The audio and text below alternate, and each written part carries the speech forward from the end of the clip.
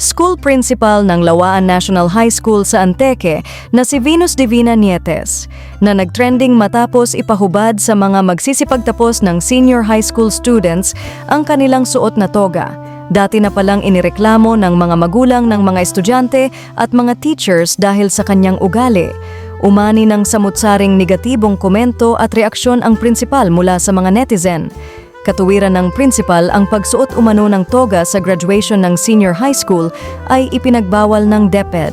Ayon naman sa DepEd, hindi ito ipinagbawal ng kagawaran. Samantala may isang estudyante na hindi nakatiis sa ginawa ng principal at ito'y napamura sa principal. Nagsabi pa ang principal na tatawag ito ng pulis pagka ang mga magsisipagtapos ay hindi nila huhubarin ang kanilang suot-suot na mga toga. May isang teacher naman na naglakas loob umakyat sa entablado para ipaglaban at pigilan ang principal sa kanyang nais na ipahubag ang toga ng mga ito, pero nagmatigas ang principal sa kanyang pagpapahubad ng toga sa mga estudyante na magsisitapos.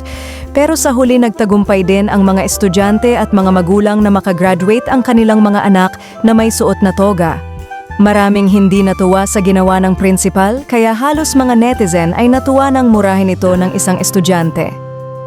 Salamat sa iyong panonood at kung bago ka pa lang sa aming channel, huwag kalimutang mag-subscribe at pindutin ang bell icon para ma-notify ka kung may bago kaming upload.